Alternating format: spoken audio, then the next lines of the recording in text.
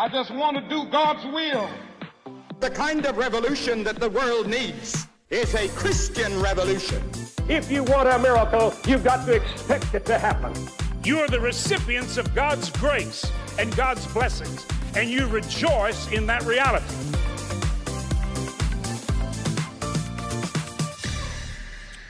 Welcome to Life Today. I'm Randy Robinson. How are you doing today? How are you doing in your humanity and the fact that we're human? And, you know, sometimes that's looked at as a negative thing. And there's certainly some negatives attached to it, as we all know. But it's the way God created us. We're gonna explore some of those ideas today and maybe figure out how to face up the fact that one, we're only human, and two, that God's good with that. There was a book that came out a few years ago called "You're Only Human." It looks just like this. It's written by Kapic, and he is my guest today. He's got a devotional called "You're Never Meant to Do It All" that drops next week. It's a 40-day devotional, and it's kind of a companion to this thing. But we're going to explore some of the ideas to encourage you today and maybe make you think about some things. So we appreciate you guys being here. Kelly, welcome to Life Today Live. Good to have you on the program. Very delighted to be with you. Thanks for having me. So give us a little bit of the foundation of this, you know, your exploration into our humanity and where you're going with it. Yeah, I mean, in many ways, as you know, people often write out of their own challenges and difficulties to figure them out. And for decades, I would so often kind of put my head in the pillow at night and think, I'd kind of feel waves of guilt and shame come over me. And what was disturbing is how often I eventually realized it was related to the question or the voice in my head, Kelly, why didn't you get more done today? And like many listeners, like when you think about your work and your family and your relationships and home, whatever, physical fitness, there's all these demands or needs in our life, and we are just often feeling like we're drowning. So anyways, I'm a theologian, and I finally said, wait a minute, are we feeling guilty? It's one thing for sin, we need to repent and change and soak in God's goodness, but maybe we're confusing sin and our creatureliness, which isn't bad. So I'm really interested in exploring that because I think we combine those two in ways that really hurt us. I'm curious, when you teach out there at Covenant College, do you find that this is an issue with a lot of younger people? Oh boy, yeah? Is it ever? I remember, and this might help, like I remember a student when I was working through this stuff, and I'd say, hey, tell me what your experience is. And she actually made a 1-page sheet with a box for every hour of a 7-day week. So 24 hours a day, 7 days a week. And she color-coded it. And she said, I tried to put on here in an average week everything that people I love and respect tell me I should do. My pastor, my parents, professors.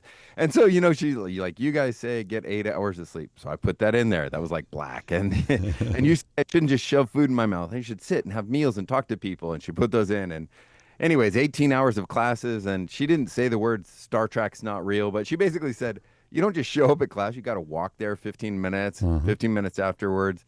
Every hour in class is 2 to 3 hours outside. I won't go on, but she had an aha experience doing this where she realized it's literally impossible for me to do everything that people I love and that I myself think I'm supposed to do. So that's irrational. And that's part of what I'm interested in exploring is kind of unspoken, unrealized expectations that are crushing us, and that even when we don't realize it, we've acted as if they're God's expectations for us. Well, yeah. And so we need to, Well, yeah. And what do we need to do would be the question, because I do think that the church actually can compound that issue. What's the realization that frees us from the busyness and the expectation meeting and that kind of thing? Because a lot of people are right there.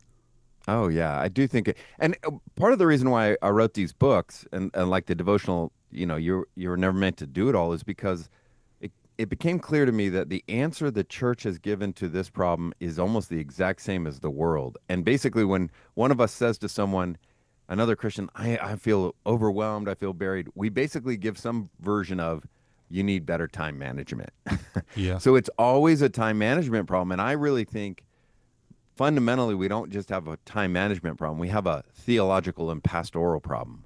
We've misunderstood what the good life is, what God expects, what does he value? And we've so elevated efficiency and productivity, which are good things, but we've elevated them to the most important things. And it really undermines relationships. It hurts our bodies. So that's what I'm interested in exploring. Well, give us a little bit of a clue here, because what should we value? There are a lot of good things, and I think a lot of times the choice is not between good and bad, especially in the Christian world. It's between, I don't know, better and best, or maybe between what we are supposed to do as our small part in the body. I don't know, how do you differentiate? Yeah, no, and you're right to think we really are a part of the body. We all have things to do, but we're not supposed to be the whole thing, right? I kind of think of Matthew 25 and the sheep and the goats in a judgment scene. It's pretty sober. And in that passage, the thing that separates sheep and goats is, have you clothed the naked, fed the hungry? Have you visited the prisoners? And in our individualism, we read that passage and think, either Jesus couldn't have been serious, or I must personally do all of those things. Right.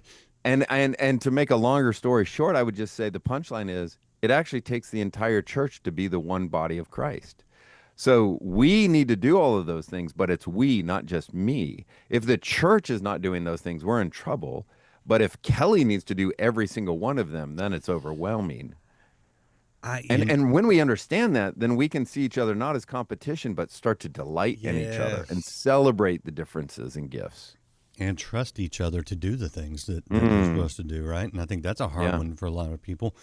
Is any of this, do you think, almost cultural, especially in America, where massively? I mean, you're in the South. I know, in the West. I don't know. Maybe it's all over. But I mean, I'm in Texas. You know, and the joke is you don't have to ask anybody if they're from Texas. Hang around them long enough, they'll tell you. And that's because of this kind of, we've got this rugged individualism, they've deemed it. But this idea of self-sufficiency, I can do it all, I can take care of it. And I love the responsibility aspect of it. Yeah. But when we lose the community aspect of it, I think we can get into what you're talking about. Yeah, absolutely. No, it's been interesting, like, to give a concrete example, and this is kind of what I mean by the theological and pastoral. We all know that we should be humble. At least I hope we do. Like, humility is this positive thing. But if you ask most Christians without giving them any prep, you say, why should we be humble? Our gut reaction is often, well, because we're sinners. Now, I actually do think we're sinners, and that should contribute to humility. But actually, theologically, biblically, make a long story short, here's an interesting question. Adam and Eve, before there was any sin or fall in the world, should they have been humble? And it's really interesting because the answer is yes. Because even before there's sin in the world, they were made to be dependent on God. They're actually made to be dependent on each other and dependent on the land and the rest of creation. Yeah. Dependent on God, neighbor, and creation. And think about that. Like, if someone said, hey, I heard you talk to Randy, what'd you think? And I said, Randy seemed like a great guy. He's really dependent on a lot of people. In our culture, that's never a positive, right? So how in the world do you foster Christian discipleship when the word dependence, even in the church, is negative? But healthy, appropriate dependence on God and healthy interdependence with others, and even on the land, the whole idea of I'm a self-made man. It's a myth. Everybody has belly buttons, right? It's, so I think it really hurts us. If we embrace this and understand it properly, obviously it can go sideways, but if we understand it properly, is there not a real freedom and less anxiety in this understanding and this approach? Exactly. That's the hope. I mean, as you know, anxiety levels in the nation, in the Western world, are skyrocketing. There's now Britain now hired in the government. There's a loneliness czar whose whole task is to try and address the cultural condition of loneliness. Is there just one? Is it one? Is it one guy or is it a team? Oh, that's a good question. Yeah, I don't know how many are under him. Okay, good. That'd be funny. He definitely needs a team, right? But But it's here too, and I work with college students, and I go and speak in different college and high school settings, and no college I know of has been able to keep up with the mental health issues. Yeah. So this stuff is a massive, massive cultural challenge. It is. And, you know, when we, I don't know, where do we even start? Because I mean, I've got all these ideas about what we should do, how we should think. But I think for the people who have never really thought of it in these terms, they almost don't know where to go. Do you see some people that you're like, you're explaining this to, and they almost get deer in the headlights because they're like, I don't know what to do with that. Yeah, absolutely. Where do we start with that? Yeah. And this is part of where I'm interested in really wanting to help people, because while it's a theological issue, which I know sounds like a big word to a lot of people, it's very practical. Yeah, it is. So here's an example. I've come to actually think of sleep as a spiritual discipline, right? So this is a concrete, like, and I exactly, I am someone who struggles with sleep, right? Yeah. And so, I mean, all of us, if you read the newspapers, constant advice about sleep hygiene, which I think can be really helpful. But it's actually, I realize it's a spiritual discipline in the sense of every day you and I have to say, okay, God, I'm done with my day. I can't keep going. My computer could keep going. I can't keep going, right? The endless demands. Every day it's an act of faith to say, you're God and I am not. And I kind of think about, you know, if you're in war and you're on the front lines, you can't sleep unless you have a buddy there who has your back. But if they have your back, you can actually fall asleep. And then I kind of think, how do you sleep without God? The whole biblical idea is you and I sleep because he never sleeps, right? He upholds everything. And so I do think sleep and a day of rest, or, you know, setting some things aside, there's something in that, not in any legalistic way, but actually God made us to work. Work really matters. It's important, but also rhythms of rest, of feasting, of delight. And we're getting reduced to endless work. Yeah, and you know, I love the fact that God in the Old Testament, even where it's very legalistic, God demands feasts. You go, absolutely. He and in the new, I mean, the whole image in the book of Revelation is one day there will be a great grand feast, right? A celebration, a big party, and our worship services with the Lord's Supper are meant to be foreshadowing of that great feast that is to come, and that should include delight, rest, celebration. Yeah. Okay. Wow. This is troublesome to some of my habits. I wrote it not because I've perfected it, but because I'm living through it. Yeah. No, and that's always the best place. Right. Let me show people the actual devotional here. This is "You Were Never Meant to Do It All" by Kelly Kapic. Again, available next Tuesday. You can pre-order it now. So if you're like, oh, geez, if you're like me, you're like, this is me. Go ahead and pre-order it. It'll walk you through it. It'll help make it a daily thing, not just a conversation that was interesting that you listened to, which you do appreciate listening. I have this question because here's a little bit of what goes on or has gone on in myself, in my theological circles, and there's no condemnation in this. I want this to be correctional in a healthy way, but a little bit of this idea of if I have a limitation, and I do, we all do, I have to pray hard to overcome it. And there are some things you need to pray to overcome. I don't deny that. But at what point do we say, you know what? I was never meant to do it all. Yeah. And I can't do it all, or at least can't do it all well. I can't do it all in a healthy way without driving myself to an early grave or driving everyone around me nuts or completely abandoning my family to do it all, which happens a lot in ministry, you know. Yeah. How do I stop looking at limitations that I have as almost, I don't know, sinful? Yeah. No, I think you put your finger on it. And that's part of where I'm trying to actually see. I want us to see that our limits, the fancy word is finitude, right? We're limited in space, time, knowledge, and power. Only God is infinite. We are finite. And that's a gift. Like you mentioned people in ministry. We always, like you said, we always think, well, there's a need. And so I need to pray that God will give me the energy to meet the need. And he does. But it's as if we forget. It's also an act of faith to pray that to tell God, I can't meet that need. My body, my family. So God, you actually have to meet the need through someone else. That's actually an act of faith too. Not the only option isn't that you should always do more. So I really do think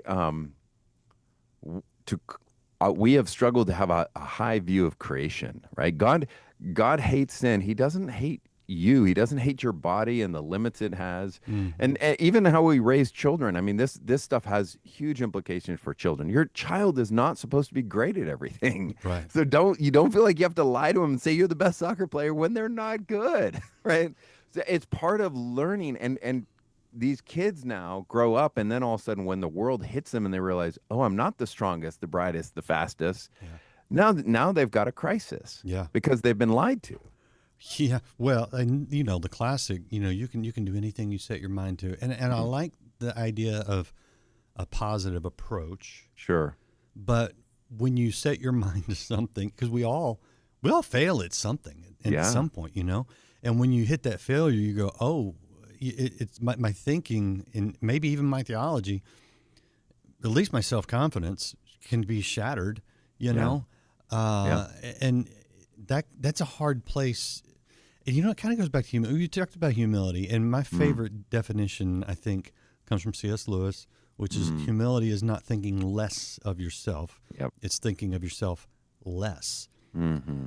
And the idea of, okay, it's not just about me, so my failure doesn't need to be viewed as necessarily a flaw, a mark on my record going into my, it's on your permanent record kind of thing. God's storing it up for judgment. A lot of those things go with it. It could be, okay, what do I need to learn from this? Do I need to make an adjustment? Typically the answer is yes. But I mean, I like to say we're all on a journey because it I think helps put things into perspective and give us proper grace for other people who are at a different place in their journey. Mm-hmm. And I see this realization, the failure that may come from understanding it wrongly, the accepting of our finitude, that we are limited, as a part of growth, a spiritual growth on the journey. Is that what it's been for you? Absolutely. One of the sections I talk about is like, if God doesn't like us sinning, why doesn't he instantly change us, right? Especially when we ask.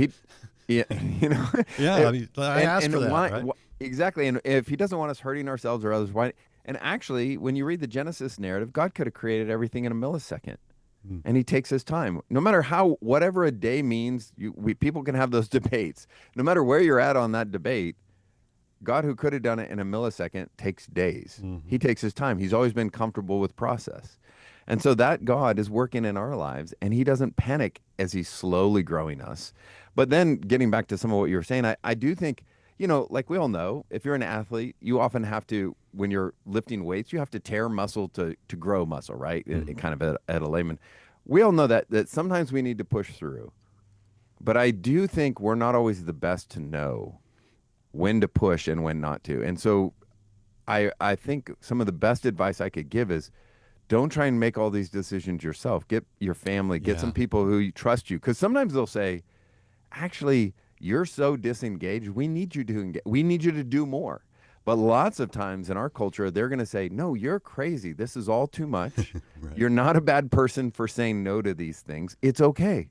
Yeah. Like in God's grace, don't do it. It's okay.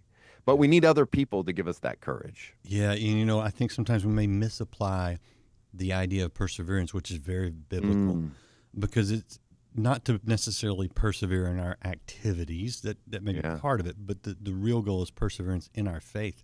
Yeah, that's right. And having faith that God can do something, whether we're at the forefront or not, whether we trust someone else to do it. I mean, that's actual faith, I think, and knowing that God can do it. Let me ask you this, because you mentioned going to other people, and I think it's always a really good idea. People that have some godly wisdom and that you trust.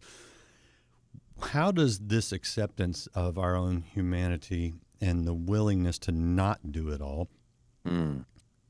impact our relationships? Because I've seen a lot of preachers burn their families because they were trying to do it all. Oh yeah, yeah. No, you can really weigh people down. Think it gets back to not making efficiency and productivity the highest goals, but love. And all of a sudden, it can affect our relationships, because when you're not so constantly behind and doing things, when you're talking to someone, you can actually be present with them, right? Yeah, right. Or just think about, we all know we should pray, and we might pray a little, but one of the reasons we don't pray, I'll say whether or not we've actually thought through it, is it feels like a waste of time, right? I've got other things that are productive to do, but to hang out with God and to talk to God and to be with God, in our time, it doesn't feel productive. It doesn't feel significant. So learning, the short version is, it actually can change our relationship with God, because we can be more present with him and with others. It's not about not working hard, but it is about rethinking what it means to be human. The goal of the Christian life is not to be superhuman, but truly and fully human. That's it. Wow. And sometimes saying no, stopping, shutting out the world. I mean, Jesus did that when he went up on the mountains. Yeah. Jesus did it he was God. Yeah. We might want to take a cue from him. Let me ask you this: which for people that want to follow up with you, what's the best URL? I've got a couple over here.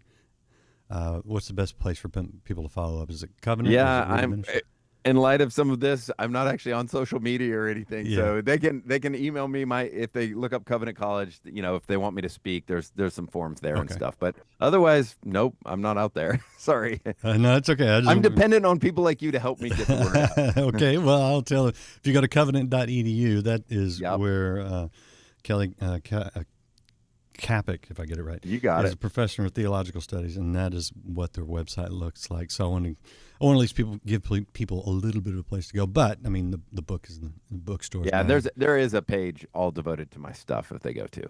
Okay, great. Last question, because I always like to leave people on a hopeful note. Sure. And for someone who may be struggling with this, and especially A-type personalities, leaders, and things like that. But even mom, I mean, I know my wife, sometimes I'm like, would you just, when we were raising 4 kids, she had to do it all, and so she felt that weight. But what hope do you offer people when they pause and realize they don't have to do it all? There is a better rhythm to life. They can sleep, and it's okay. What is the ultimate hope you're trying to convey?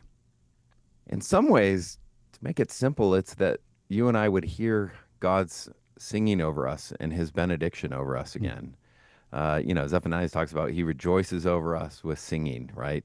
And I do think hearing the Lord, his smiling face upon us, biblically, the idea is, God hates our sin. He doesn't hate us. He loves us, and he hates our sin because he wants to free us. Sin undermines us. And so all of this busyness is along some of those lines. And so the freedom to actually be able to experience God's love more fully, and to be present with our neighbors, that we could love them better. Well, I remember a guy that said that. Got 2 commandments. Love God with all your heart, which that when we get our time all messed up, our heart can miss that. And love your neighbors yourself. I mean, I love the call back to fundamentals. So, very good. All right. Thank you, friend. Yeah, I appreciate you. Appreciate your time. Appreciate your input. This is good. Very good. You got it. Appreciate all you guys out there watching as well. You probably know that person. If you're not that person, that might encourage them by sending them this and saying, listen to this, because, you were never meant to do it all, and we can take that on. You can pick up the devotional wherever you get your books. Pre-order it now. Looks like this. We'll see you again next time here on Life Today Live.